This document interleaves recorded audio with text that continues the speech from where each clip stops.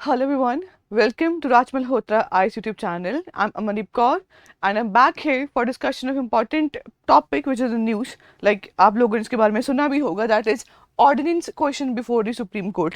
तो रिसेंटली हुआ क्या है आपको पता होगा, हाईएस्ट कोर्ट जो हमारी है सुप्रीम कोर्ट, उनमें जो स्ट्रेंथ है that is increased from 34 to 38. ठीक है जी. सो अगर थोड़ा सा इसके बेसिक्स में बारे जाने, हमने पॉलिटी में इन चीज़ों को पढ़ा है.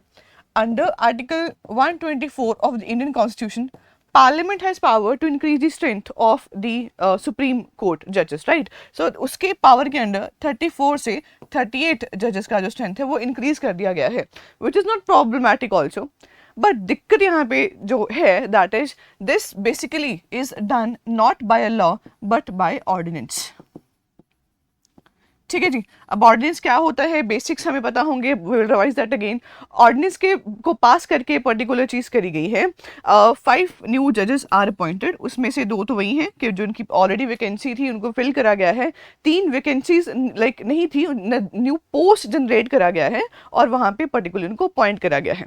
ठीक है जी. अब पूरा कंटेक्स्ट क्या है, इस पर हम डिस्कशन क्यों कर रहे हैं, हम बात करेंगे. उससे पहले इंपॉर्टेंट है बेसिक जानना व्हाट इज ऑर्डिनेंस, राइट. आप लोगों ने इसके बारे में सुना भी होगा. Let's try to understand in simplest way possible.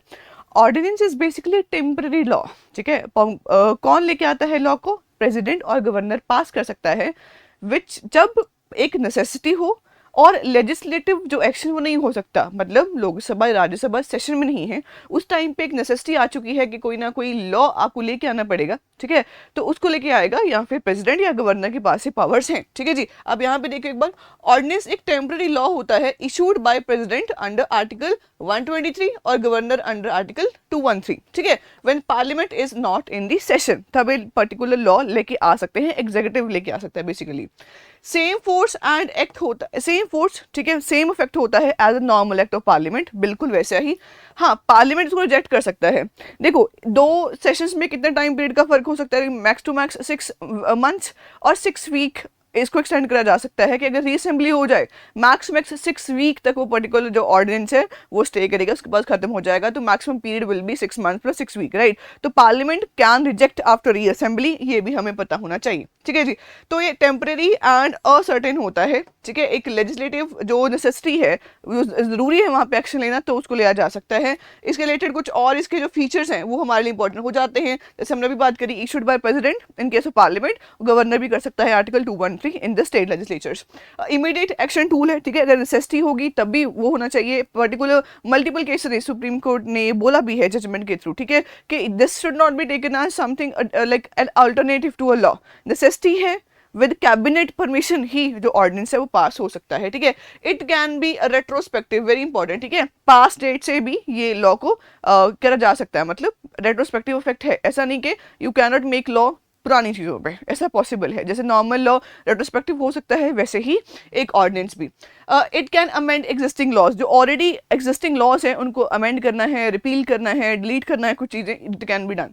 Subject to parliamentary approval, हमने पहले बात करी. जब रीअसेंबली हो जाएगी उसके बाद पार्लियामेंट की परमिशन जरूरी है ऑर्डिनेंस के लिए.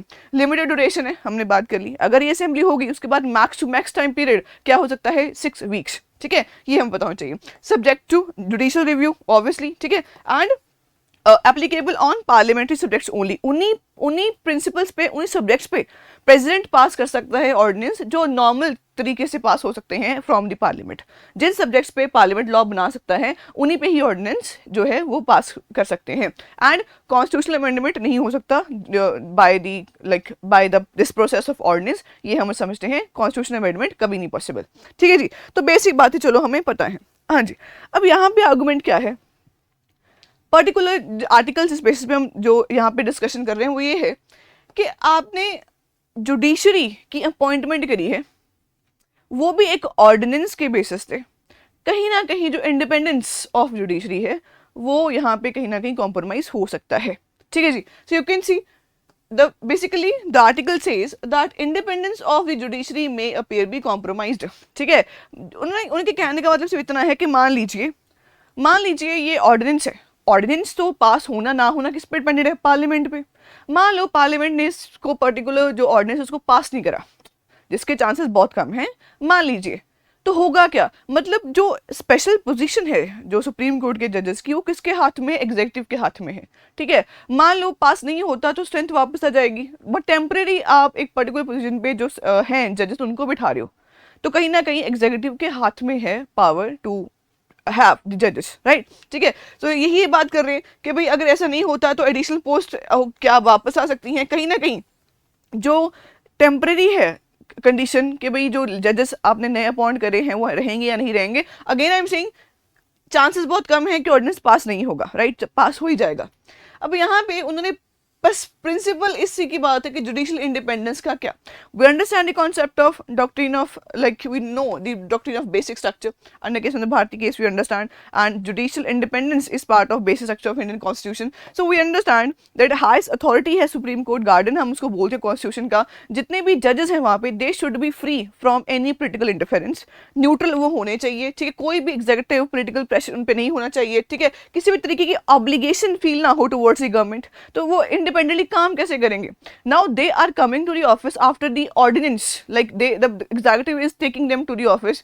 क्या आपको लगता है कि ऐसा नहीं हम बोल रहे कि वो बाइस्ड होंगे, बट कहीं ना कहीं कॉन्फ्लिक्ट ऑफ इंटरेस्ट तो वहाँ पे आएगा ना, कहीं ना कहीं हो सकता है कि they should be, they can feel that obligation to the government जो इंडिपेंडेंस को हार्म कर सकता है। ठीक है जी, चलिए। और यहाँ पे इन्होंने एक बड़ा सही पॉइंट बोला है, जो एनजैक हम समझते हैं, हम आपने सुना होगा ये नेशनल जुडिशियल अपॉइंटमेंट जो कमीशन था 2015 में आया था, उसको हम फोर्थ जो जज केस भी बोलते हैं, जिसमें बोला गया था कि कोलिजियम सिस्टम को हटा के एक कमीशन बनेगा जिसमें एग्जीक्यूटिव के भी लोग होंगे, जिसमें जुडिशरी के भी लोग होंगे, for the appointment of the जजेस। सुप्रीम कोर्ट ने उस चीज़ को अनकॉन्स्टिट्यूशनल डिक्लेयर करा था, स्टक डाउन कर दिया था एनजैक कमीशन को। हम इस बात को जानते हैं, रीजन बीइंग कि एग्जीक्यूटिव का प्रेशर नहीं होना चाहिए, जुडिशरी शुड बी इंडिपेंडेंट। अब यहाँ पे सेम चीज नहीं आपको लग रही कि ऑर्डिनेंस के थ्रू जो जजमेंट्स आ रही हैं, ऑर्डिनेंस के थ्रू जो पास हुआ एंड जजेस आ रहे हैं ऑफिस में, कहीं ना कहीं फिर भी तो एग्जीक्यूटिव का ही कंट्रोल है। तो अब सुप्रीम कोर्ट उनको कैसे एक्सेप्ट कर रहा है, अब ये चीजें डिफरेंट कैसे हैं than NJAC, that is what is basically discussed in the article. You people have different opinion, you can have, right.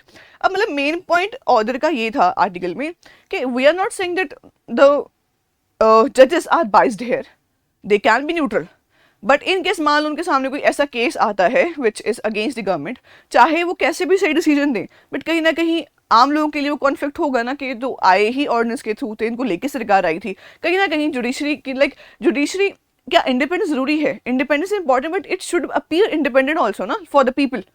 हम ये बात को समझते हैं।